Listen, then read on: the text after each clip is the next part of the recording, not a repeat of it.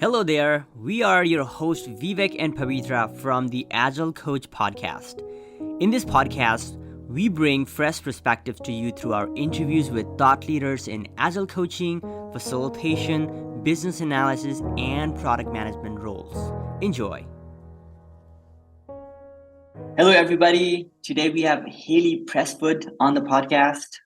She is a Scrum Master / Agile Coach for Kroger right now. And I've known Haley for a number of years, and she's an awesome Scrum Master. And I'm really excited about having this conversation about her origin story and her work and her perspective.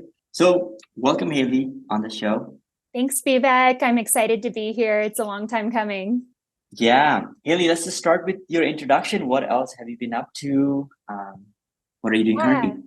Yeah, so like you said, I'm currently a Scrum Master at Kroger. Prior to my role at Kroger, I was an IT consultant for Sogeti, and my very first role in Agile was a BA role at Principal Financial Group. Yeah, let's just start there. Actually, let's just start with your story. How did you, what's your background in college? How did you get into tech? Yeah, so like many others who did the Agile Coach Bootcamp, I come from a non-technical background. In college, I studied PPEL, which is philosophy, politics, economics, and law. So very different from what I do now. And I had originally planned on going to law school. But the further along I got in my major, the more I realized I didn't want to do that anymore. Mm-hmm. I wanted a career that had a better work-life balance, more freedom and flexibility. And I planned on doing Teach for America after graduation. But then COVID hit and the whole world shut down. And it was around that time that I was lucky enough to get introduced to the Agile Coach program, and history. So. Yeah, that's crazy that you were thinking about doing Teach for America. I actually applied for Teach for America, went to final round after graduation too. So that's no way. Yes. I didn't know that about you. Yeah, so you have a crazy story on how you learned about Scrum Master and Agile in this role. So tell us this story of the park in Scottsdale. Yeah, it's so random.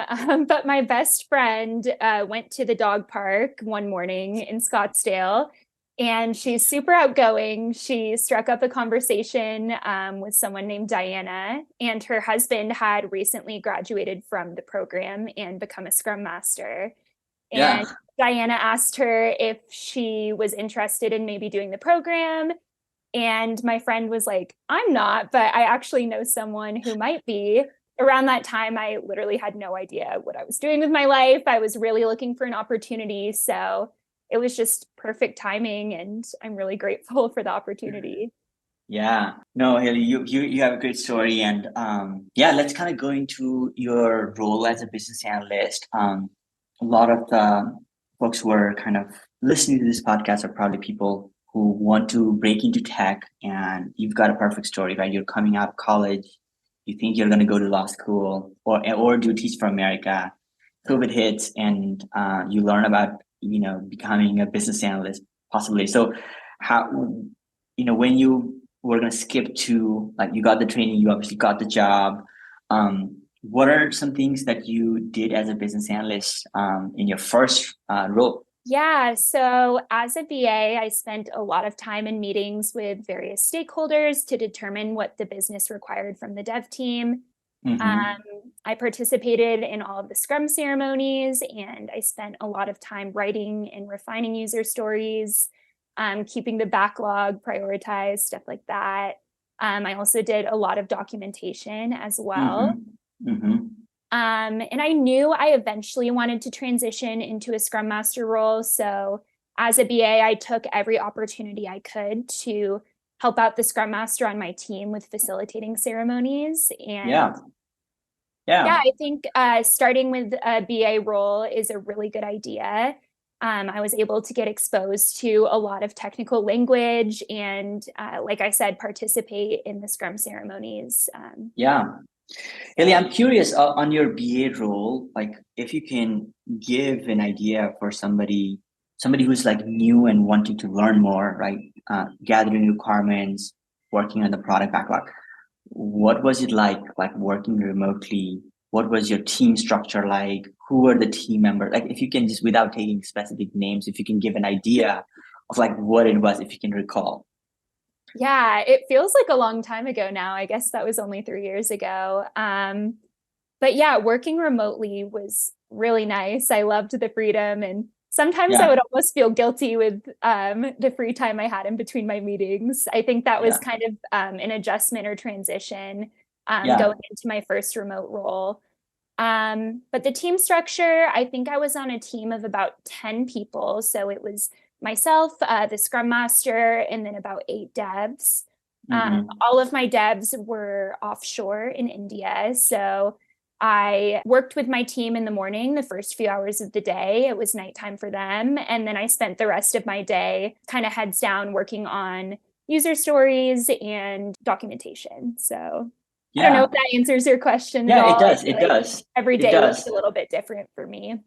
Yeah. No, I mean, a lot of the roles that I wanted to give an audience an idea, if they're really new to tech, that, the cross-functional, the teams are all around the world. In this case, you had all your dev team in India, and you were on the business side, writing requirements, writing stories, refining stories, and maybe giving them perspective on the prioritized work from the product side, right? What were some of the advantages or disadvantages, challenges that you faced working in a fully remote team that's in India? Yeah, it was definitely a big adjustment, not having the same face-to-face interaction with my coworkers. And then sometimes, like, if you have a question for the team or something, just having to wait until the next day. But I feel like I learned and adjusted pretty quickly to it. So, but just challenges in general, I think of being in my first IT role, definitely felt some imposter syndrome in the beginning. And but, I want to encourage anyone listening, like, if you feel imposter syndrome, like, that's not a bad thing. Like, that's a sign that you're getting out of your comfort zone and you're growing. So kind of lean into that. Don't be afraid to ask questions and get off mute in meetings. Like, when I first started in my first role, I was so scared to come off mute and ask questions. But that's really, how you're going to improve. That's how you're going to grow. So don't be afraid to put yourself out there. Yeah, I'm curious, like, because you also got, you learned facilitation, and you come from a background of being a yoga instructor too, because you did that in college. Like, what are some things that you're able to do to facilitate or, really help the team? So having a background as a yoga teacher is interesting. I think that having that mindfulness and self-awareness is really, really crucial as a leader. So some ways that background has helped me is really being able to pause and go inward, take a deep breath before I react to something. If I'm in like a high stress situation, or if I'm working with a difficult stakeholder, or I'm facilitating conflict between, 2 team members. Just having that mindful awareness and being able to pause before reacting, I think, is really helpful. Yeah, 100%. And Haley, like, when you started, you had no background, and you're able to learn so much. Work as a business analyst with a team entirely in India, the communication challenges, the time, like in COVID times, it was just so much uncertainty. And I was really impressed with the way that you were able to grow and self-manage. And from that BA role, first it was like graduating and like lining up a job interview, and you've had several, obviously challenges, going into the first role, right? And then kind of learning the whole tech lingo and going through a little bit of self-doubt, like what do you recommend? What are some practical ways that people can really prioritize growth and really take care of themselves when somebody's in like your shoes, like somebody who's new and making these huge transitions? Absolutely. That's a great question. And I just want to say to anyone listening that you can do this. Like, I know it seems daunting and it seems scary to embark on something new, but let my story be proof and inspiration that it's possible. Yeah. Yeah, I think coming from a non-IT background and studying something like, political science in college, I faced a lot of imposter syndrome and a lot of doubt, especially going into my first role. I just felt like, can I really do this? Like, who am I to think that I'm going to get this role in IT just with no experience in it? And when I had that mindset at first, when I was interviewing, I wasn't getting anywhere, Yeah. shocker. Like, Yeah. if you don't believe in yourself, like no one else is going to believe in you. And Yeah. I remember like having a phone call with you and I was so like down on myself and I was like, I don't know if I can do this. Like maybe I should just give up. And you really encouraged me to just keep pushing, keep trying, putting myself out there. Like just you reminded me that I did deserve it. Like I'd put in a lot of hard work in the boot camp and I had, what it took. And so I think once I shifted my mindset and really started to believe that I was capable and worthy of landing a role, that's kind of when everything changed for me and when I Yeah. got my first offer. So Yeah. And then you got multiple offers, right? And multiple companies wanted to hire you. That's, such a powerful story. So you are at a business analyst role. You're still learning a lot. You're still, you're facing challenges. You're going to these meetings, sometimes not knowing. You're still learning. And then, I think, was it like in a year, you actually made it a transition to a leadership role, like Scrum Master role, right? So what was that like, going to a new team and now really leading a team? yeah, it was definitely a big transition, but I really think my background as a BA really set me up for success in my first Scrum Master role. Like just having that experience to lean on of being a part of a Scrum team, like seeing how the different ceremonies were facilitated, kind of being exposed to that more technical language really Hmm. helped me out. But yeah, it was a big transition. I like immediately started as a Scrum Master over 3 teams. And so it was Wow. definitely a lot at first. There was a learning curve, but like I said, I think it's important to put yourself in situations that are out of your comfort zone because that's the only way you're Yeah. going to grow. And I feel like I really just dove right in and I was able to learn a lot in the process. So Yeah. Yeah. I wanna kind of go a little bit deeper into, like, we talked about you learning, right? And clearly you did that. I remember in that role too, you got a lot of positive feedback from the team and some really good things happened. But what did you do to learn? Like, what kind of things did you do? How did you, like, plan out each day so that you can fit learning? What kind of, conversations did you have? Like, just give us some idea. I'm curious myself. yeah, absolutely. So when I first started in my first Scrum Master role, I had an amazing Scrum Master at the company who kind of took me under his wing and was able to be a great guide and mentor for me. So I'm really grateful for that. And I also just really took the time to set up one-on-one meetings with like important people at the company and just ask them questions, ask them for advice, and try to learn as much as I could. And another thing that really helped me too was setting up one on ones with all of my different team members and just really focusing on building an individual relationship with each of them. Mm, I think is actually pretty rare. A lot of the developers, I don't know, I don't feel like they always get treated as individuals. mhm. So I think really getting curious about them and their needs and stuff really set me up Yeah. for success.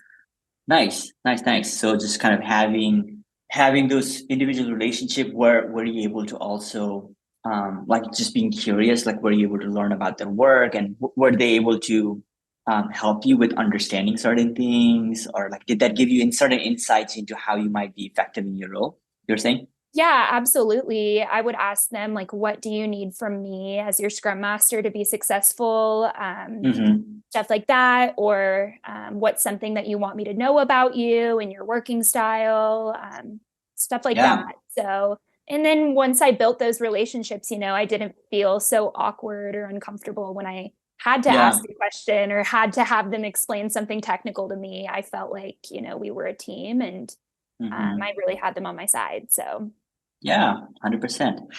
Thank you. So you did that. You go into the role as a Scrum Master. You're learning now. Was this a remote team or yep. just distributed? Okay, this was also a remote team. And where's the team based out of? I think well, some of my team was in the US, but a lot of it Yeah. was in India. Okay. So you're there, you're working as a Scrum Master, learning every day. And then you said no, like Scrum Master is not enough. I remember having this conversation. I need Yeah. to do more. So you wanted to go for an agile coaching role. So walk us through your mindset on why you wanted to go more in coaching and what was that process like? And yeah. Well, I guess I'm technically not in an agile coach role right now. I'm still a Scrum Master at Kroger, but a lot of what I do is more coaching, because my space is in the midst of such a big agile transformation. I've really been able to, utilize my agile knowledge and advise leadership on kind of a game plan and best next steps and stuff like that. So it's been really, really good. Like, I feel like I've learned a ton throughout this process and just being in this space in Kroger. We're just going to start to wrap up the conversation. What kind of advice do you give for aspiring business analysts or Scrum Master? Let's just start with advice. Yeah, I mean, I think I would just reiterate, like I said, the best way to grow is putting yourself in situations that are out of your comfort zone. Like I said, leaning into the imposter syndrome, kind of fake it till you make it, feel the fear and do it anyways. And yeah, not being afraid to ask questions, like I said, not being afraid to come off mute. I know it sounds like a small thing, but like in the beginning, it can be really intimidating. And then lastly, like lean on the Agile Coach community. That has been so supportive for me, is just staying connected. I've been in IT for 3 years now, but I still, stay in touch with so many people in the program. And I feel like, yeah, that's been really beneficial, and it helps me to continuously grow my knowledge and improve. Yeah. Thank you, Haley. And another question that I have is for somebody who's kind of thinking about transitioning the program, and let's say they are ready to do the work. So what might be the reward of like being in this role? If you can share some, what kind of impact has this made just going and doing all this work and going to tech? Yeah, absolutely. It's been so amazing. Like I'm just so grateful for the opportunity still. I feel like a big part of it is making connections with your team members. And it's really rewarding to make those one-on-one connections and to watch your team members grow as individuals and coach your team towards success. And I don't know, it's just a really good feeling. And also, I feel like on a personal level, I've grown a ton just in the last 3 years, just professionally and personally. I feel like being in these types of leadership roles have really, like I said, forced me out of my comfort zone, forced me to just continuously improve and better myself. And so it's a great space to be in. And I also think if you're going for a BA or a Scrum Master role, like you can expect, to most likely work remotely, maybe a hybrid role. And that is another really big benefit, I think, is just the freedom and the flexibility, the work-life balance. Like I just got back from traveling for 5 months and I was able to work from anywhere. So that's another big perk for sure. Haley, what about like, being in your early mid-20s and making a 6-figure income? Like how's that had that been? If you can share some wins there, because you're really good at negotiating actually. So thanks. I mean, I just feel so grateful and so blessed. But yeah, it's been amazing. And I do think, at first that imposter syndrome that I keep saying like came into play, where it's like, wow, like when did I start making six figures? Probably 22, 23. And I was So like, wow, like how am yeah, I like, I'm so young. Like, I can't believe like I'm making this kind of salary. And so I think, yeah, just pushing past that. Like if you're young, like you can do it. You are capable, like dream big, like. oh God, I did not know that. Like so you're making $100,000 plus when you're 22. I started in IT at 21 when I graduated. So my Wow, first role, I wasn't making six figures, but the second role, yeah, and it's been okay, just doing it's that. been all right. Yeah, Yeah, it's just traveling the world, working remotely, making yeah, all kind of impact. So no, it makes me so so happy that you're able to create this lifestyle that's really meaningful and like really growing and going into the leadership role. So I'm grateful big too. celebration. Thank you.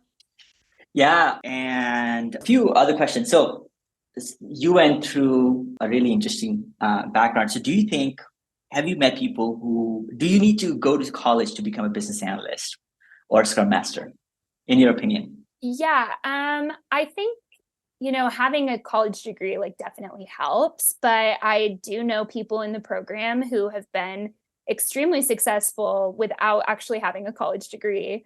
And I really think the Agile Coach Bootcamp sets you up for success either way. Like, and actually, Hari, obviously, you know this, Your mentor, his yeah. brother, yeah, but he is a good friend of mine and a mentor. And I don't think he has a college degree. And No. he was extremely successful in his career as an Agile coach, and I've learned a ton from him. So definitely not necessary. It helps, Yeah. but it's not needed.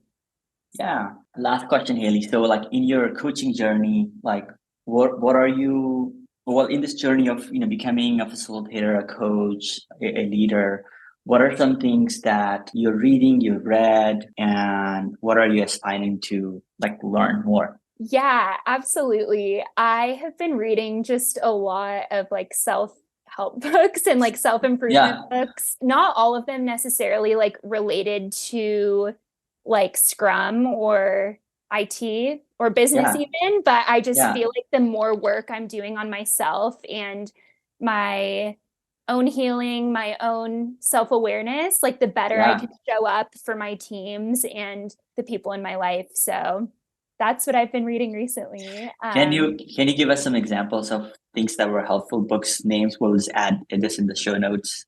Yeah, sure. I recently read How to Do the Work by Dr. Nicole LaPera. That one is amazing. Yeah, she's really, really good. And she's on Instagram, the holistic psychologist. Oh yeah, Um, I follow her. Yeah, she's yeah, awesome. yeah, she's so good. And then right now I'm also reading a book about setting boundaries, which I think is a really important skill to learn. Especially as a woman, I think it's really helpful, in all aspects of your life, but especially in the workplace, being able to set boundaries is very Yeah, important. So yeah. Thank you, Haley. This was a yeah, absolutely. blast. Thank you so much. All right, that's a wrap with this episode. Thank you for listening till the end. We hope these podcasts are providing value on your Agile journey. If you haven't visited our website, theagilecoach.com, we highly suggest you for other courses and supporting material on your journey. You can also get access to our self-paced courses or learn more about the live training that we provide to become a Scrum Master, product owner, product manager. With that, we will see you on the next episode. Love and best wishes from the Agile Coach.